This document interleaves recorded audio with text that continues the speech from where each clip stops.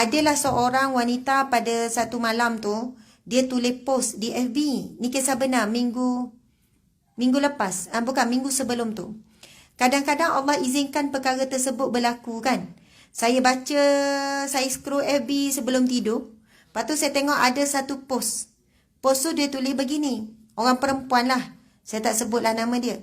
Dia tulis, saya tak ingat lah ayat dia yang betul-betul. Tapi lebih kurang macam ni. Dia tulis, hatiku meruntun macam tu lah. Aku tidak mampu menahan air mata. Lebih kurang macam tu lah. Apabila anak kecilku, anak dia perempuan umur 6 tahun bertanya, nanti lepas mak dah mati, mak dah meninggal, siapa yang jaga abang dengan adik? Abang dengan adik. Tapi dalam tulisan tu tulisan pendek. Yang tulis besar-besar tu di FB tu kan. Jadi kita perempuan tertanya-tanya. Kenapa anak dia tanya macam tu? Dia sakit apa dia nak mati? Lepas tu anak dia umur berapa? Macam-macam lah perempuan kan. Akhirnya saya mesej dia. Mesej tu alhamdulillah dia balas. Masa tu dalam pukul 10 malam lebih.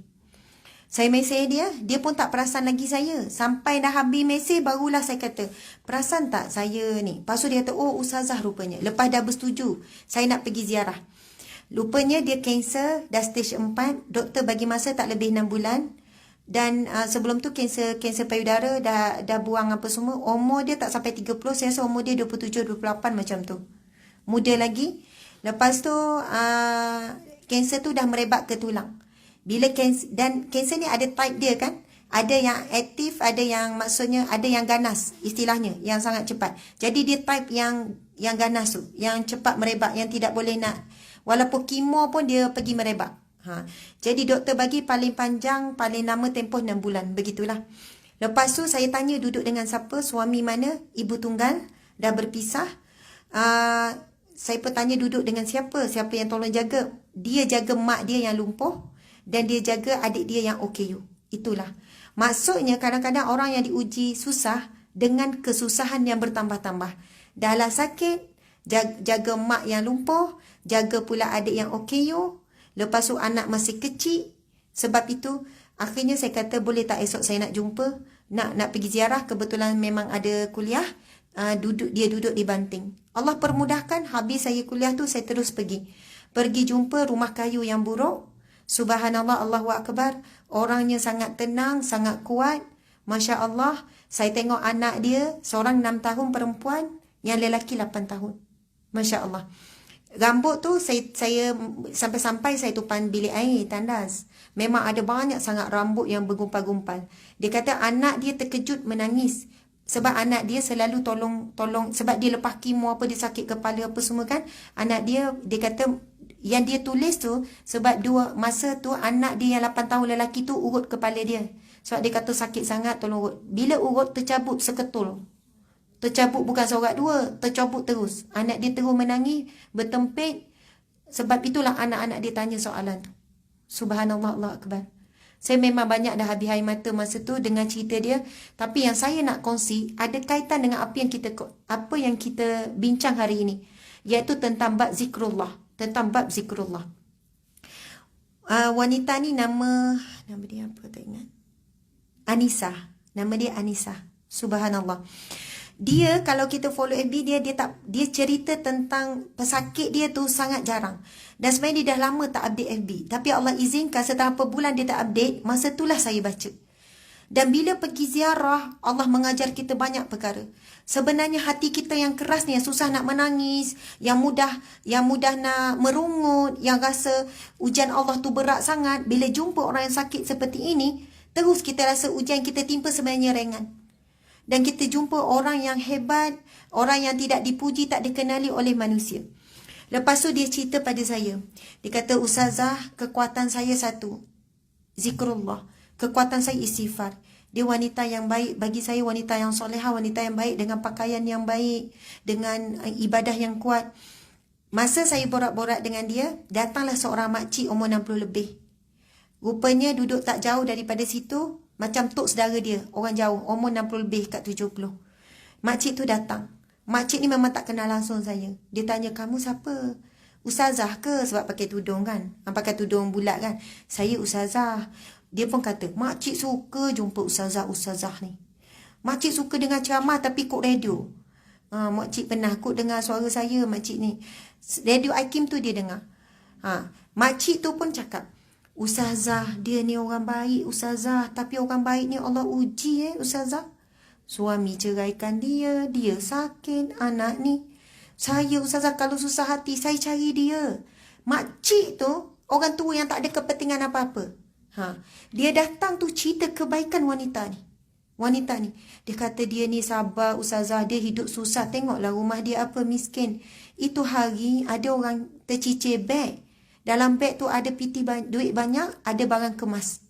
Ni Anissa ni tak ambil 1 sen pun pergi hantar, cari sampai jumpa siapa pemilik tu. Dia kata dia ni ustazah, zikir kuat, orang baik, sabar, ujian demi ujian, apa ujian tak kena dengan dia. Makan, minum apa, maksudnya dia tak bekerja, dia tak mampu. Kemo, operation, macam-macam. Dan saya nak share satu kisah yang berkaitan dengan zikrullah, dan dia selalu beramal. Yang paling utama dia kata, ustazah, saya memperbanyakkan istighfar. Masa saya operation, buang, maksudnya kanser payudara, saya tak ada siapa-siapa yang boleh jaga saya. Memang saya tengok, mak dia memang tak bergerak. Dia lumpuh. Ayah dah meninggal, mak lumpuh. Suami tak ada. Siapa jaga saya lepas saya operation? Tak ada. Saya sorang-sorang di hospital. Dan adik dia yang OKU tu jaga anak dia 2 orang tu. Mak dia lumpuh kan. Itulah kehidupan dia. Masya Allah, Allahu Akbar.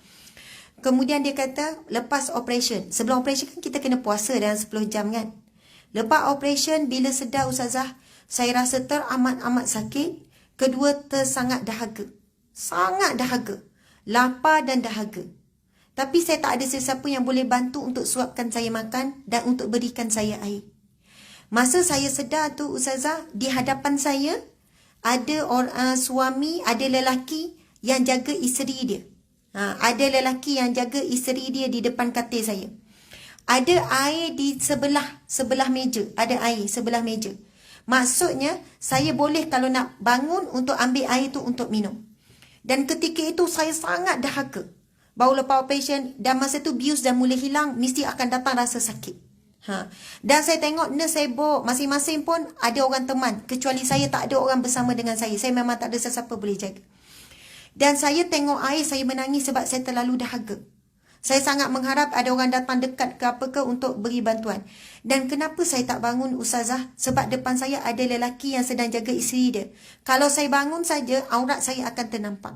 Yang ni saya rasa macam sangat kagum. Sebab masa dia sedar, dia masih lagi ada baju operation dekat atas. Baju operation tahulah dia cuma tutup macam tu je. Kalau bangun memang akan melurut. Saya bimbang ustazah. Ini saya cerita benar. Dia kata begini. Kalau saya bangun, kesian lelaki kat depan tu, dia berdosa dia tengok aurat saya. Maksud dia fikir lelaki yang kat depan tu. Kedua, kalau saya bangun macam mana aurat saya. Dan ketika itulah ustazah, saya hanya istighfar. Sampai saya menangis. Istighfar, astagfirullah. Saya kenangkan dosa-dosa saya. Istighfar.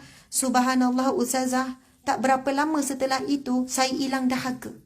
Dan saya tak rasa pun lagi bahawasanya saya sangat memerlukan air tu. Saya istighfar. Rupanya istighfar boleh hilangkan dahaga ustazah. Masya Allah. Masa dia cerita tu, ketak-ketak dia menangis. Ustazah. Dan istighfar yang sama juga boleh hilangkan sakit saya yang bius tu hilang. Sakit saya yang kuat tu. Saya tak minta ubat tahan sakit ke. Saya tak pergi. Saya kalau lepas operation hari itulah pengalaman saya operation masa bersalin tu. Bila hilang bius tu, datang rasa sakit tu memang panggil nurse lah. Lepas tu dia sambung air, tekan morfin tu kan. Tekan morfin tu barulah rasa macam boleh nak normal, boleh nak bercakap. Kalau tak tekan morfin tu rasa macam nak menggelupur. Bila hilang bius tu kan, datang rasa sakit yang teruk tu kan. Dia kata, ustazah, saya istighfar. Saya hilang dahaga, saya hilang rasa sakit. Sampai rasa sakit tu hilang. Dan saya tenggelam tidur istighfar. 12 jam selepas itu baru saya boleh minum air ustazah. Maksudnya 24 jam dia langsung tak minum air. Dia jadi dahaga tu memang kesan biu, kesan ubat-ubat masuk semua tu. Dia akan bertambah-tambah dahaga. Lepas operation kita sedar memang kita sangat nak minum air. Jadi dia kata, ustazah, saya balik hari tu, besok saya balik. Lusa tu saya dah buat semua kerja rumah, menyapu, apa-apa kerja. Dan orang jiran-jiran tak tahu saya baru lepas major operation. Orang tak tahu. Sebab tak ada orang lain nak jaga anak saya, nak buat itu, nak buat ini, melainkan saya sendiri. Masak apa semua. Tapi saya buat apa? Zikrullah.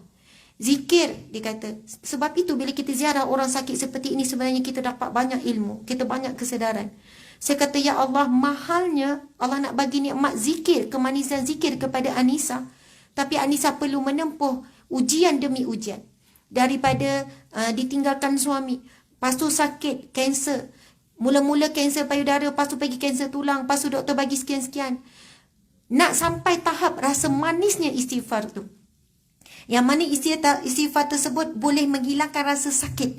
Istighfar tersebut boleh menghilangkan rasa lapar dan dahaga. Sebab itu Ustazah, saya syukur. Ya Allah, dia boleh cakap, saya syukur di atas segala ujian Allah. Kerana Allah beri saya manisnya nikmat istighfar. Manisnya nikmat zikrullah. Betul lah bila kita ingat Allah, Allah boleh angkat segala kesengsaraan kita. Lepas tu kan anak dia datang, duduk. Dia kata, Ustazah, anak ni yang umur 8 tahun lelaki ni Ustazah, saya pernah sebut. Saya kata, saya pernah lemah semangat. Tapi anak ni yang umur 8 tahun, dia kata dia tak sangka. Anak kata, Mak, dia panggil Mama. Mama, abang tak nak dengar Mama cakap macam tu lagi. Mama kena kuat. Mama kena banyak berdoa. Mama mesti ni. Dia kata, Ustazah, satu hari anak saya tengok anak lelaki dia tak banyak cakap. Duduk menyender-nyender. Ustazah, anak saya ni boleh cakap macam tu satu hari. Saya memang benar-benar merasakan apa yang dia cakap tu ilham daripada Allah. Sebab anak saya tak pernah cakap macam tu. Maksudnya di situlah kekuatan seorang hamba Allah yang bernama Anissa, kekuatan zikrullah. Tak ada orang bersama, tak ada duit, tak ada apa. Dan saya kata, insyaAllah Anissa, kita akan teruskan bagi keperluan dia, bantuan-bantuan dia. Dan dia kata, Ustazah, saya yakin kalau saya tak ada orang akan jaga anak-anak saya. Mesti ada orang jaga. Subhanallah, Allahu Akbar.